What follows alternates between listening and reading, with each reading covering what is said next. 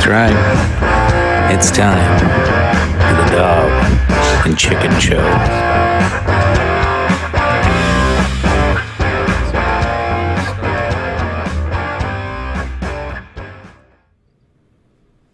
All right. Welcome back once again. This is official episode 3 of the Dog and Chicken Show here, and we did have a nice little throwback onto a UFC episode as well. So if you're an MMA fan and want to catch up on kind of our thoughts before the fights on Saturday, more than welcome to go back and check that one out. Today's topic, though, as promised, is kind of the hypocrisy of social media and the environment that we're in right now of virtue signaling and all the the decisiveness between left, right, or however you want to put these people into pockets or divisions. It's a slippery slope that we're on between YouTube, Facebook, Twitter, and how they're handling, whether they want to call it hate speech or community guidelines, and all these made up rules that these companies are using that used to promote we are a place where you can come and express yourself however you want to, and no holds barred kind of thought process. But there is a thought and a limit to some of that, to where I agree to a certain extent. I don't want to see a whole bunch of Nazi propaganda videos. That's probably not good. But some people that are just trying to speak their mind, or pander maybe to their crowd, or like Steven Crowder is the most recent one, who throws out, it was kind of a joke, maybe it was a tasteless joke for some, but at the end of the day, he's a comedian, and he gets completely demonetized and isn't able to make the same income he could on his previous videos. So that's kind of the topic and debate. We can talk a little bit about Alex Jones and his situation. I definitely want to talk about the Steven Crowder incident as the most recent and hottest topic with it. But at the end of the day, it's free speech, and how does that reflect when you're break this down into these big companies with millions and millions of subscribers, and how are they supposed to manage this? So look forward to this talk. It's really interesting, and I know Tony's been a victim per se, I guess, of being silenced for some time and being shut down a little bit on social media. So really interested to hear his take on there, and we'll have plenty of back and forth, I'm sure. So Tony, I'm going to let you kind of kick this one off, as like I said, you've been the victim of this. So interested to hear your take, and then we can start diving into maybe the bigger political thought process of this. Well, you kind of hit the nail on the head right out of the gate. It's towing the line as far as these platforms are supposed to allow you your freedom of speech, right? Well, how far can you take that before it becomes such a toxic wasteland of hatred and just verbal diarrhea of the mouth spilled out onto a keyboard before it becomes a massive problem? And man, I tell you, like you said, like YouTube, when it first started out, you had kind of free reign because it hadn't become shitpost central with the comments and what people were uploading. Nowadays, it's just, you can't get away with much. Like you can't post certain songs. You can't do so many things because people are going to get offended, for one, and two, people are going to sue you if you upload certain things. It's gotten to the point, like just on YouTube alone, where it's kind of scary just uploading stuff sometimes. You've got to watch it. You've got to be careful what you're doing. It is terrible. And the comment section of YouTube is it's a scary place because people can anonymously attack anybody they want anonymously without any repercussions. It is a very terrifying concept. But Facebook, on the other hand, it's been more of it started out as a much more selective thing.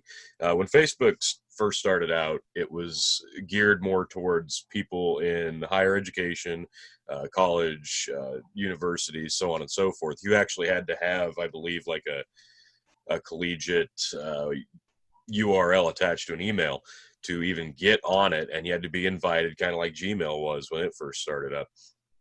But then they kind of opened it up to everybody, and it's grown into this juggernaut ever since then.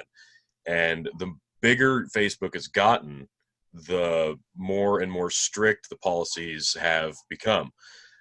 Like you were mentioning, I've served two different 30-day bans on Facebook just for posting some, let's just call them not family friendly meme pictures. And the first one I didn't even think was that bad, honestly, but it was in their eyes, and I got my 30-day timeout for it, and I thought that'd be the end of it. Unfortunately, no, I posted something even more mild. And mind you, this is in a private group. This is not on my wall. This is not for the whole world to see. You actually have to be part of these private groups to see these things, right? You post it on there, and it still gets flagged. So, at what point do we just go away with the open for everybody concept and start doing selective tiering? Okay, so you like you can TVMA, TV14, TVG, TVPG. How are we going to get to that level on the internet? Because I think we're going to at some point. Because how else do you do it without restricting everybody their rights to free speech online? And it's not even anonymous at that point. Like on Facebook, your face, your name is attached to it, and you can't put out whatever you want to whoever you want, because it's either A, going to offend somebody or get you in trouble. It's just, it snowballs, right? So I think we're going to eventually see some kind of rating system as to what this person who's this age can actually view from this person that they're Facebook friends with. I think that's going to be what it ends up moving towards. But the policies in place right now, you can't post whatever you want, even in a private group, without the fear of getting your temporary bans or even deleted off Facebook permanently. Uh, I I tell you, once you're hit, once they flag you for one thing, like it starts out with a 24-hour ban, then a 3-day ban, then a week, then you just start getting into the month-long bans. Once you've been flagged, that algorithm basically has its sights set on you, and it's going to watch you much, much harder no matter what you post. And I mean, it does not matter, because that algorithm is going to pick apart everything you post.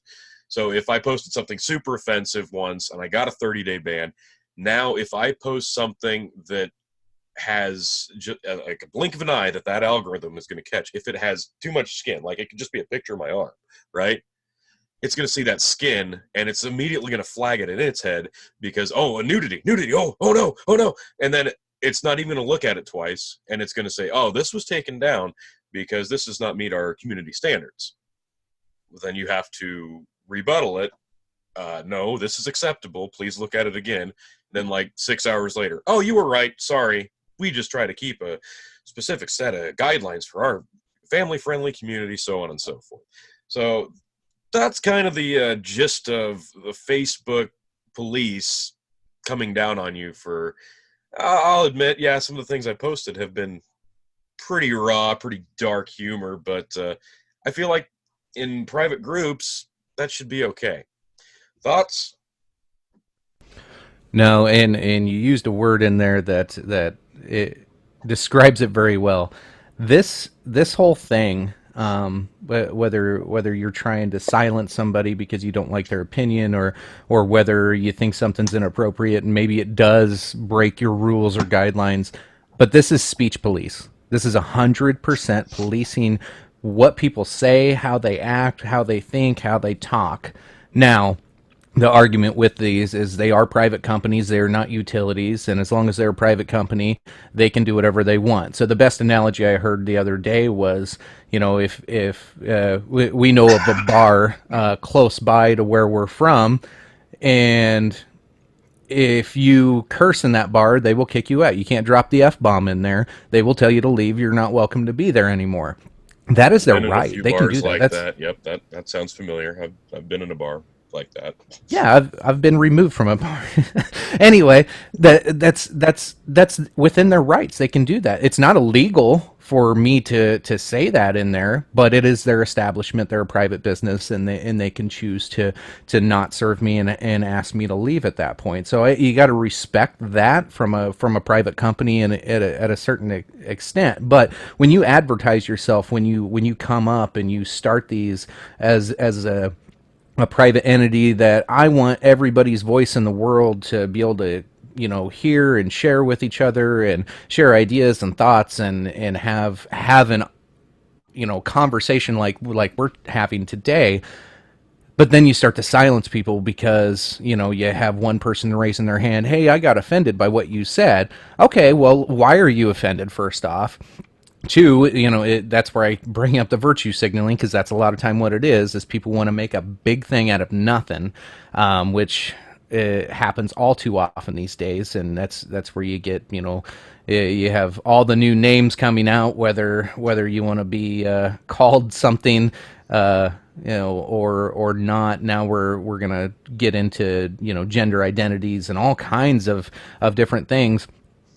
It gets really crazy to where almost I can declare what I want you to call me, and if you don't call me that, then I'm gonna raise holy hell and try to get you kicked off or banned. Now, that might be a little extreme and ridiculous, but really that's what's going on. So that's going to lead me into this most recent one, was the Steven Crowder, and if folks aren't familiar with this, Steven Crowder, he's a YouTube and comedian. He's got his own channel on YouTube, and he sits down and he pretty much mocks people that have differing opinions, and some of his thoughts are pretty right leaning, and of course in today's day and age, that's really toxic, and really sparks some conversations and can get pretty heated, but what he ended up doing, and unfortunately, he probably went too far. And when you read the YouTube guidelines,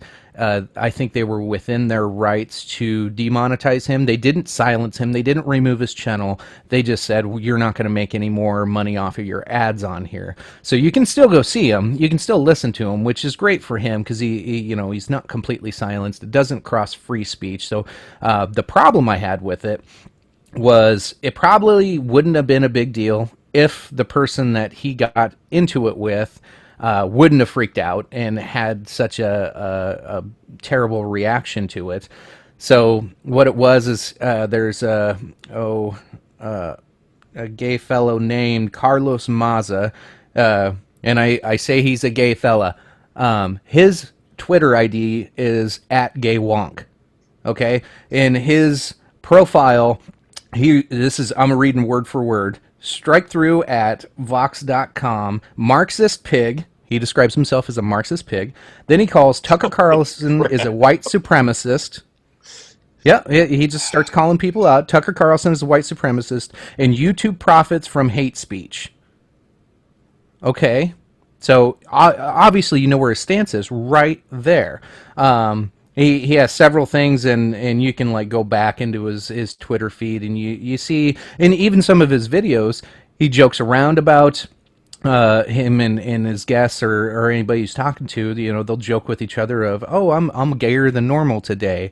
This is common speech. Well, I like the fact that he describes himself as a gay fella, and you still have to tiptoe into describing him as he described himself. That's where we are today in 2019. You just now had to tiptoe into describing him how he would describe himself, so we don't offend someone. But with the monetizing thing, that's just it. If you want to get monetized on YouTube, you have got to be squeaky clean going in and then be squeaky clean thereafter. Like Phil and I were talking about it. If we ever get big on the Revolutionary Wrestling podcast, we really have to keep it very, very low key, because the discussions he and I have via text message about professional wrestling are far cry different from what we are discussing on the videos we put out.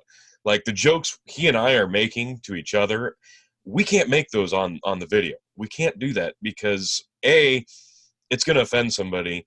B, there's no chance of monetization there. And C, well, I mean, in the off chance that one of them sees it, we're never going to get them to come on our show, are we? So it is what it is. But yeah, you really got to watch what you say depending on what your goal is.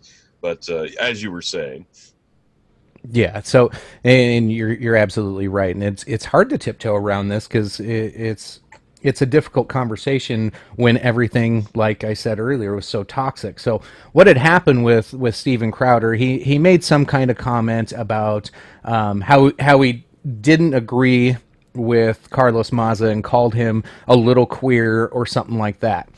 Now, Carlos Maza has called himself that. He promotes himself. You know, it's not like you're outing him.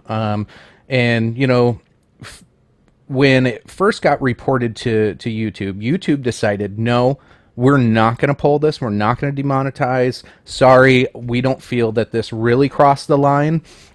And then in a frantic freak out, Carlos Maza posts videos and gets in. And of course, he's verified on Twitter. He has 127,000 followers. So, you know, he's got a voice. He's got a voice more than most people do, to where if he gets upset about something, the people that like him, they're going to bark and they're going to make some noise. And YouTube has a history of leaning left on a lot of thought processes.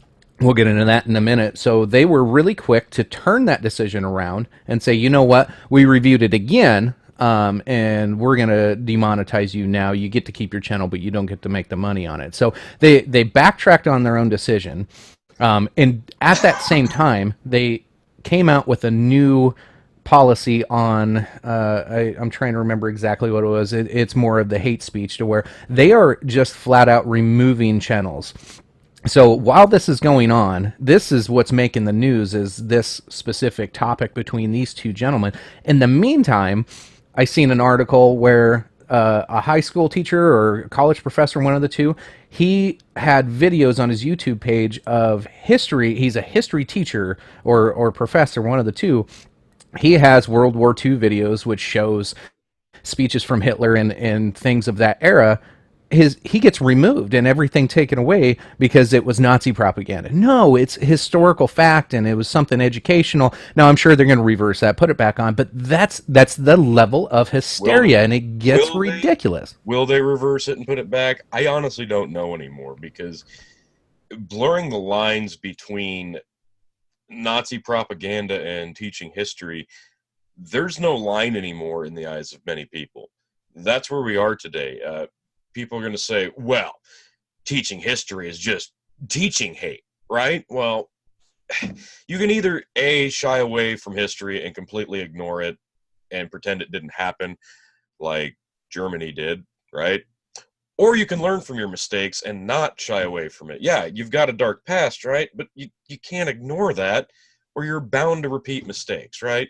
We're making mistakes right now by being overly sensitive on issues like this, because how can you tell me that they're taking down a history professor's YouTube channel just because it's going to rub somebody the wrong way, and it's just easier to take it away, even though somebody didn't do anything wrong, than it is to potentially deal with the backlash? Like you said, YouTube backtracked on this decision.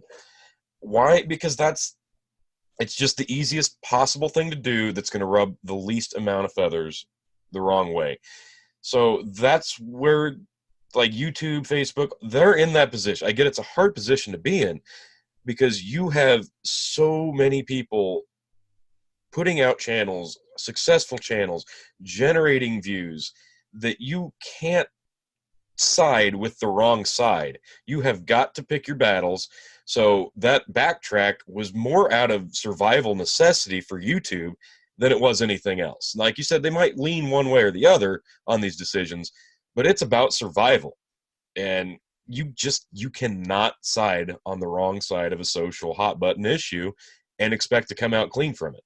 So they're kind of in a rock and a hard place. I get why they did it, but at the same time, yeah, I can see the hypocrisy in it. So, and yeah, like you said, I get why they did it, but here's what happens: is the toxicity so thick right now, to where now you got somebody like Steven Crowder, who, once again, he is a comedian who mocks people that don't like his thoughts, and he's free to do that. See, We do that to each other. you know that going in. You know what to expect. Exactly. And the guest knows that. But at the same time, the first thing you said about his description on what did you say, Twitter, he makes a living basically going places and getting his feathers ruffled. Is that my understanding of his description? So, I mean, Right. So what happens with these people when they get this? You know, you talk about doxing on the internet. This is like a low level of doxing when you take the monetization away and you give someone like Carlos Maza a win on here when he has this overreaction freak out and Crowder gets his demonetization. Now nobody's ever heard of Carlos Maza before. I'd heard of Steven Crowder several times and through comedy circles and I watch a lot of stand up comedy and hear about a lot of these guys, and I've watched his show in the past. I'd never heard of Carlos Maza. Now this guy has a platform. He's got an even bigger voice, and if you read through, all he does is call people bigots. He tells them all that they're abusing hate speech and that they're all fear mongers and it's so one sided. There is no conversation here, and it's not. Hey, you know what I think? Like, what would be amazing is him and Crowder. They just sit down and have a conversation like this of what is right and what is wrong. It's not. I guarantee if you call Steven Crowder, if you're his best friend, call him up and be like, "Hey, what do you think about this Carlos Maza guy?" And be like, "Well, he's kind of an idiot. I don't like what he's doing right now, but." He doesn't want him dead. He doesn't want to hurt him. He doesn't. right. He's not going to threaten any violence or anything like that. Which is what YouTube's trying to prevent is threats of violence and things that will go too far and send or cause people to do things that nobody would want. He's not calling for that. He's not wanting stuff like that. He mocked a guy and he called him what he is, and it's just it's He was word police honest. and No, there it is. police. He was honest. And that's the point. You can't be perfectly honest. You have to carefully craft your words and say it in a way that people are not going to get offended. Regardless of how true it is, you have to tone down the honesty. And you're talking about this guy who is not making a name for himself based off of things that he's doing. He's crying. He's getting other people in trouble. He's lashing out at people that have no reason to be lashed out at. That's how he's making a name for himself. That's what his fame is now based off of. So how is he the one in the right here when that's how he gets his name out there, how he gets famous, yet Crowder's the one in trouble? Is it fair? It's not fair. It's not. But like you said, YouTube has a job here with a free service because it is absolutely 100% free to make a channel, put content on that channel, and YouTube is that platform, 100% free if you don't pay for any of the extra stuff. It is their duty to prevent hate and crime and all that, people hurting each other from happening. So yeah, you've got to toe the line. Again, it's a rock and a hard place because YouTube is 100% free to join and use. So yeah, with a guy who is making a name for himself, slinging mud at others, purposely trying to get other people in trouble so he can further his brand. Yeah, I do hope he gets his monetization back because yeah, for being honest, is it really worth pulling it? I guess I get the backlash, I get it, but man, we can't be that sensitive, can we? Oh, but we are. We So, are. yeah, I'll. So I like where you went with that because that's something I really want to discuss. Is no matter what platform it is, whether it's Twitter, whether it's YouTube, whether it's Facebook, these people, whether they're getting pulled or demonetized, however it is, they're and I've heard this on several other podcasts and discussions. I know Tim Pool is another great resource to look into this. He's very outspoken about this, whether it's on his Twitter feed or his YouTube page. But what is the path to redemption on anybody getting pulled? So whether love him or hate him, think of an Alex Jones. He's the biggest name on this whole thing. He catches a lot of hate, and at the end of the day, though, he's an entertainer. He's got millions of followers. Whether he's inciting violence or not, I don't know. I'm not that deep into him, but some of his stuff is halfway entertaining, and there's a reason people follow him. And sometimes, you know what? He does speak the truth on some things, and he has been right several times, whether it was a conspiracy or just thoughts around things. Yeah, he probably takes it a little overboard once in a while, but, that's why he's got a following, why people like to listen to him. The fact that not only can you pull him off of there, and they were really shady when they tried to, they pull him, say, hey, you broke our terms of service and hate speech or whatever. They gave him all these reasons, but they would not sit down and show him exactly what he did wrong and tell him how to fix it and how to get back to his previous status. Right. That is the problem. Yeah. These are monopolies when it comes to the speech and these platforms. There's nothing else. There is no other Twitter. There is no other YouTube. There is no other Facebook. And once you're pulled, you're pulled. You're done. And there is no, hey, how do I get back on here? What do I have to do to, hey, I'm sorry about that. I screwed up. Let me publicly apologize. What do you have to do? Yeah. Or can we get to a point where, can the Steven Crowder or an Alex Jones, I don't want to lump them together because they are very far apart, but who do they go to sit down and have a conversation of, show me exactly what I did wrong so I'd never do it again, and let me sit down with this Mazda guy and let's hash things out. There is nothing like that. It's never going to happen. As soon as you're gone, boom, you're gone.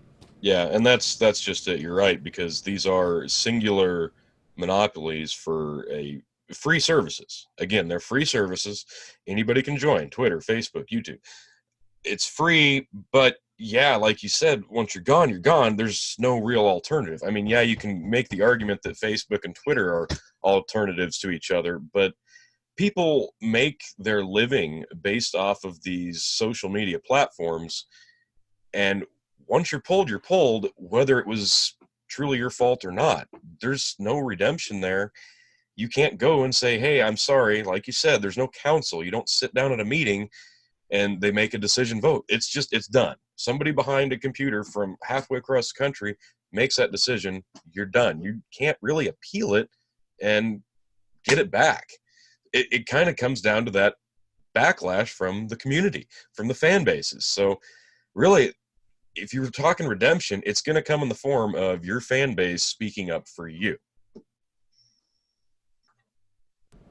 So my fear with all this, and we can keep pushing some of these other folks through here, and issues we may run into with other big names, entertainers, whatever it may be. But what I fear is this is so, it's dictated in such a way that like you had the fear earlier of, will this guy's video and channel be put back up because there's nothing wrong with it?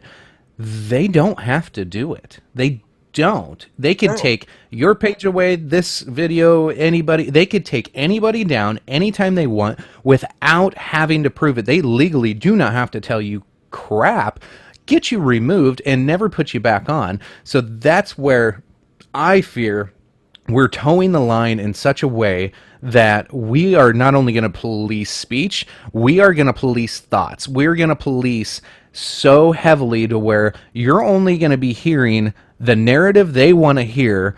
And then we start getting into a communist feel of, this is all that's out there. There are no other thoughts because there's nowhere else to go. That's the danger. I got a 10-year-old boy who loves getting on YouTube, and he watches several videos on there, and he's young enough to where they're just fun videos. They're things that are entertaining to a 10-year-old kid. But as he starts getting older, it's an educational tool for him. So I'm all about him being all over YouTube. There's going to come a time where, as you're raising your child, and Tony, yours will be coming up really, really fast, to where you're trying to let them have their own thought process, and I try not to plant seeds of anything and let him make up his own mind. But he'll watch a video on there, and he'll be asking me questions of a completely far whether far left or far right, he will bring out some crazy questions once in a while because he watched the video that it was a kid show or whatever, or maybe he heard it from a teacher at school.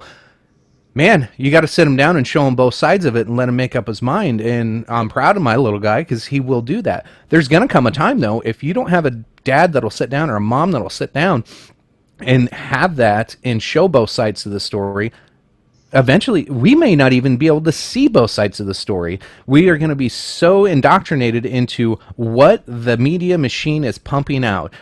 And that relates to the media you see on TV, and now social media is Oh, slowly absolutely. moving into that communist feel, Yep. and they all are turning into the same thing, and there is no alternatives for it, which is the scariest thing in the world to me. Is I Yes. don't know where to turn at this point, Controlling and what. content. Exactly. Controlling content.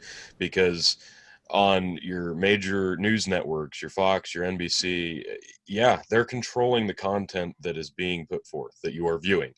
You're in control of what you're viewing, of course, but they're in control of the information that they're putting out. Is that the direction that YouTube is going to move towards? Just so, sure, it's going to start with not ruffling feathers and appeasing the masses, but then somebody is going to see that as a potential advantage that they can use, that they can start pushing an agenda. And that's, unfortunately, that's the way it always tends to go.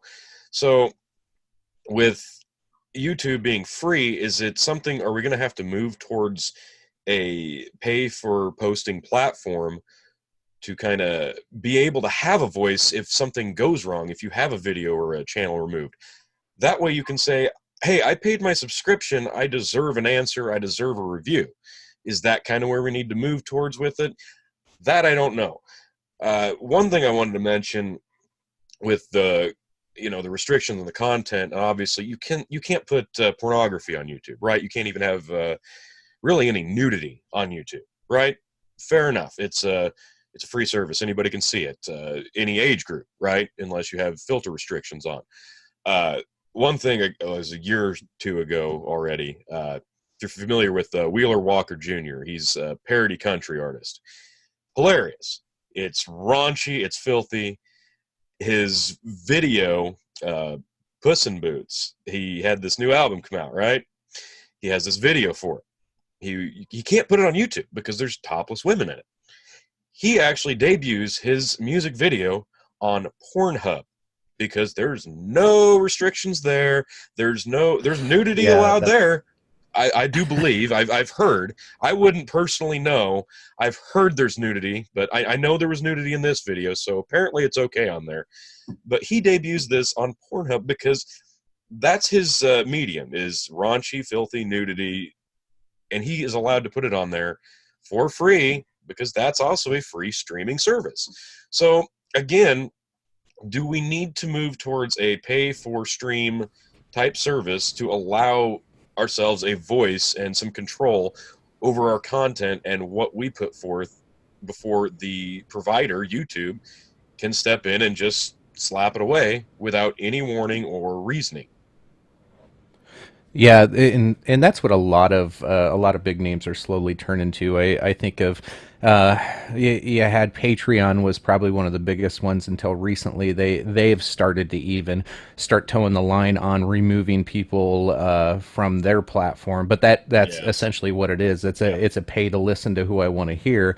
I know several have left. I think Godside, Jordan Peterson, some big names of and controversial folks in today's world that have left there due to some of their policies. But my issue is I've done this. I've done searches for alternatives, and here's the reality to it. I go to minds.com.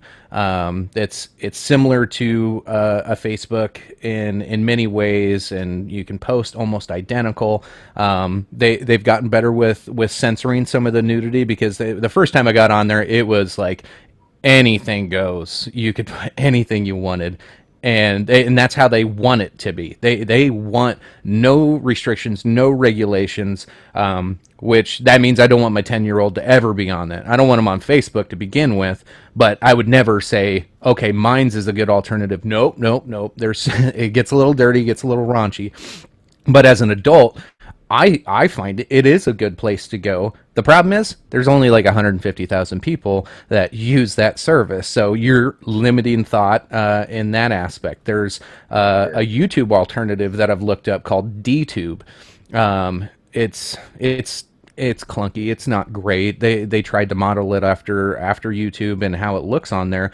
But either way, what I find is anytime you find these alternatives, the people that are running it have the best of intentions, but we tend to do the same thing with each of these to where you're moving into cryptocurrency thought processes, and that's how you try to attract.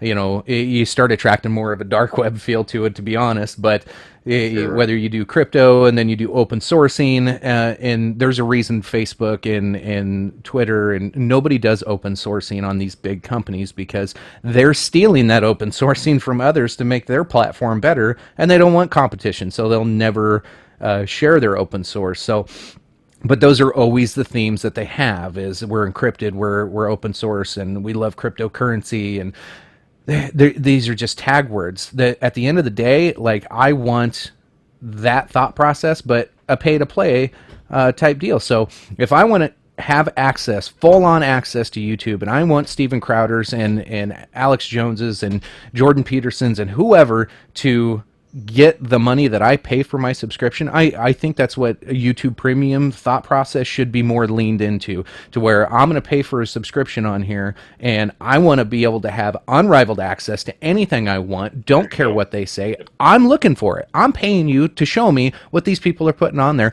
Don't remove anything. Now, if you have your free service and you have strict guidelines on there, whatever. I don't care. I want to see what I want to see, and if somebody hurts my feelings, I'm just not going to watch them. Go watch a different channel if you don't like it. That's Bingo. what I that's exactly what I want it to be like. Now, that's easy to say for YouTube. I don't know how that looks with Facebook. I wouldn't give Facebook any money to see whatever I want to see. I honestly am not a big fan of Facebook. I'm not a big fan of Twitter. People get their news off of Twitter these days, and it's just hate. Well, Everything that on there's just just goes hate. right So back to the biased agenda pushing because the news that people get from social media is so extreme in the news that they're telling. It's oh boy, the things people share without doing any research. It's scary because that's the information that gets circulated around. Overall, a really good discussion here. But before we wrap up, I wanted to touch on this: the fact that sure, social media it's a big juggernaut. It's a staple of our community now, right? The fact that it's free, like your YouTube, Twitter, Facebook, it's all free. And you said it's not a utility. It's a private company, so they can kind of dictate what you're doing. When was the last time uh, you used this more for phone calling than to get a hold of me on Snapchat, Facebook Messenger, even text messaging? You don't, at some point, we don't even need a phone number because your email, your name is going to be attached to an app or a service to communicate with people, your FaceTimes, so on and so forth. That's becoming the main source of communication. You don't even need a phone number. You can have a tablet that does everything that this does except make phone calls, and you're still going to be able to get a hold of people just the same. So, at what point does a Facebook move from a private company into that territory of being a utility, a main function of communication amongst the population? That's, I mean, because we're close. I feel like we're real close. Like phone numbers are going to be a thing of the past in the not so distant future. So I guess in a nutshell, I guess it's kind of good that they're taking such a stern policy on what is allowed, but at the same time, yeah, exactly. Like you said, if I'm paying for it, I feel like I should be able to see whatever the hell I want without you telling me I can't see it because I am paying your service. I'm getting the service from you for a fee. So if we move into that territory where we're paying for a Facebook because it's our strict or our main source of communication with our family and friends, then yes, I want to be able to dictate what I'm allowed to see and what you can't tell me I can't see this. So that's the direction we're moving. Then yeah, it opens up an entirely new conversation on what should be allowed.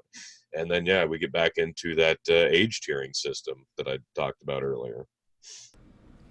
Yeah, I'd say probably to kind of wrap up my thoughts on the whole situation is it, it, I'm kind of a I used to be a liberal, believe it or not. I don't really call myself a Oh, conservative. I believe it Uh, 100%. My so many fond memories of that 2000 election from you guys. yeah, yeah. I not always proud of some of the arguments I had back then, but anyway, we can relive some of those arguments with me and Phil someday. That'd be fantastic. Oh But God, that'd be the wrap it. best. Let's do that. Yeah, wrapping up my thoughts, like I said, I'm more of a libertarian at heart right now. Is I really believe in what this country's founded on. I really believe in the thoughts and how do we take the framework of whether it be the Constitution and the vision that our forefathers had for this country, and how do we turn that into this digital world and this hate speech world and this thought policing, speech policing. Like I get they nobody ever saw this coming. 15 years ago, I don't think me and you saw any of this coming, No, and no. this It was a easy different easy world to then. it was, and we are adapting to this so fast, and it's getting so crazy. It's going to take a little time for people to understand this. Now, the thing that frustrates me is so few people have such big voices, and the majority of us don't like what we're hearing, or we just tag on to the most popular and start virtue signaling. That's what we do. We're team people, we're tribes, and we tend to go after that. I believe more people than not have a mind of their own, and those are the people that will sign up and be a follower of both sides to hear it all. I follow AOC on Twitter, and I've told you my thoughts on her in the past. I also follow Donald Trump. I got a lot of thoughts on him, up and down, like back and forth, and you have to be involved in all the thought processes and be able to make up your own mind. Now, when it comes to these companies and these tech companies trying to control how we do this, at the end of the day, they're trying to make a buck off of us, and how we have discourse with each other is making them more money. We are posting this video on YouTube. I don't think they'll make any money off of us, but the thought is that they're already kind of exploiting everybody that's on there. Well, that's just it. YouTube's not doing this out of the kindness of their heart to give everybody a platform to put their videos on. They're doing it because they're making money at the end of the day. Yeah, it's a Yeah, maybe business. not off us, but yeah, they're going to make money off of plenty of people. So yeah, it's not a charity thing. They're making plenty of money off of people, and especially the ones that are making money themselves off of their platform. It all comes around. It all comes full circle. So, is it in their best interest to get strict and say, "Hey, we got to take this down because it's going to ruffle too many feathers," or is it in their best interest to kind of let people toe the line a little bit more? That it's a double-edged sword there. Yeah, I just hope more and more people share their mind on how silly this has gotten, and I hope it quiets down, it slows down.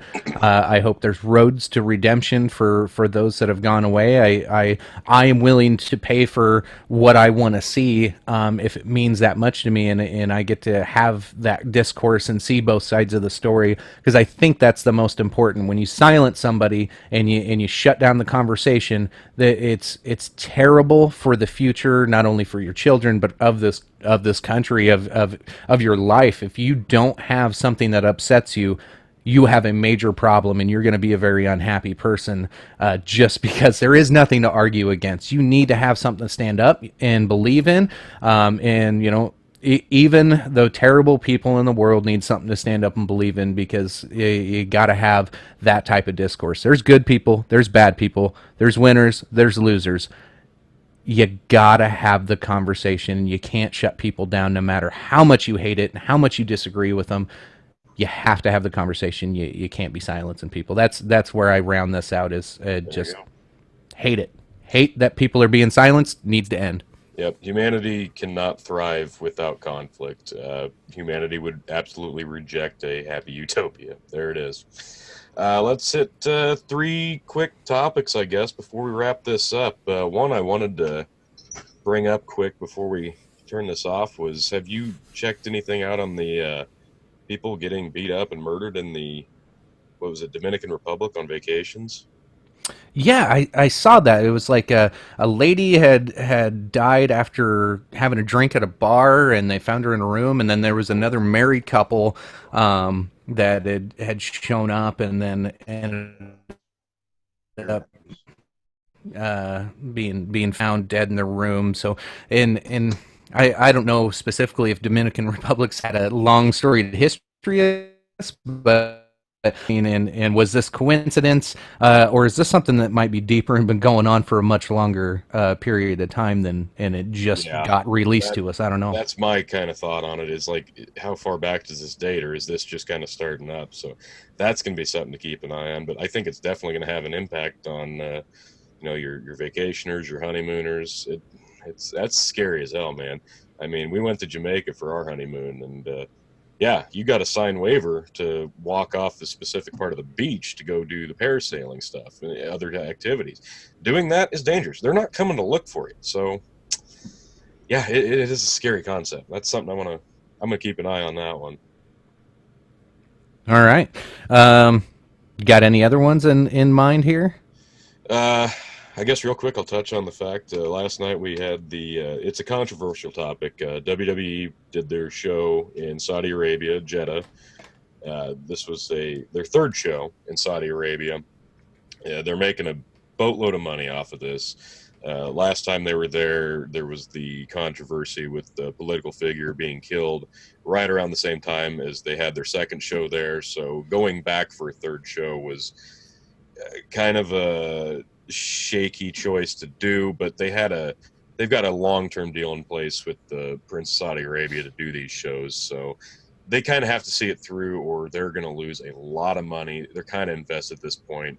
It's a definite rock and a hard place, but they had the show.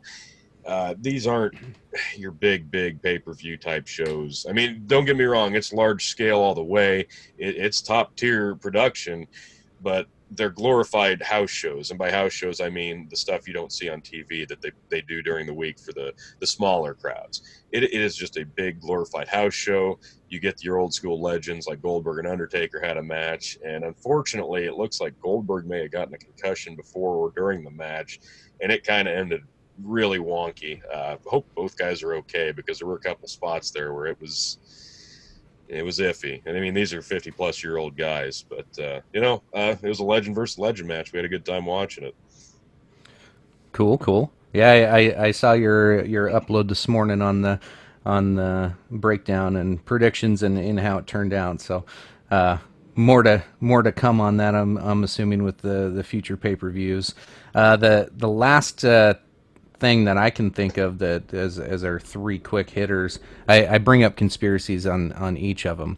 Now, have you ever heard of Seth Rich? I don't believe I have. So this one's really, really intriguing, and this would be a fun one for both of us to do a little research on. But real quick run through. So he was a Clinton White House staffer. Now this is back in 2016. We're going through the election. This is when Bernie's getting screwed over, and all these emails are being hacked and given to WikiLeaks. And the theory is that this Seth Rich, who was a Clinton staffer and involved with the campaign, possibly leaked these documents, and then they found out this guy really early. It was like 4 in the morning. He supposedly, the story was, he gets mugged and killed. He still had his watch. He still had his wallet. He still had everything on him, and it's sketch. The whole thing is sketch. We got to dive into this one a little bit more. This is probably one of the most recent murder cases that makes absolutely no sense when you read the police report narrative, or at least the articles I've read. I haven't actually read the police report, so maybe it's all crap. But this one is something I've heard come up several times on other podcasts and even news articles where every now and then somebody goes, well, what about that Seth Rich thing? Did he get murdered, or did the Clintons whack him for this? You know, it was the DNC scandal, I think, actually at the time when they were given Hillary the answers to or the questions to one of the debates or whatever it was. But a lot of shady stuff was going on, and when you look into the history of Hillary and Bill, it's surrounded. Granted, all politicians have this surrounding them, but more so than I have ever heard of, the Clintons and people that possibly strayed from what they need and their agenda have died, and died mysteriously in weird ways. And this Seth Rich is probably the most intriguing to me, because they're just the story makes no sense when you break it down on anything that I've read. Okay, I like it. There's nothing hotter for white women in this country than a good murder mystery story. So hey, we're gonna get some sex appeal for this one. Yeah, yeah. Definitely delve into that. I like it. I'm down with the Seth Rich story. I'll All right, dig I'll look into that into one. it. We'll definitely talk about it. I like it. Cool. Maybe I'll get you a believer of a conspiracy here one of these times. Fair enough. All right, man. I think that about wraps it up. All right, Closing sounds good. thoughts? Last thoughts. Go Cowboy Cerrone. Excited for that fight tonight, and yeah, excited for summer. It's finally up here in South Dakota. It finally feels like it's summer. I haven't seen snow up here for almost a full month now. So, Wow. crossing fingers, we keep that track record going. All right. Well, I'm about to head outside and do a bunch of yard work that I don't want to do anyway. So enjoy. Fantastic. Thanks, folks. Like, subscribe, share, all that good stuff. We'll see you next time. Later.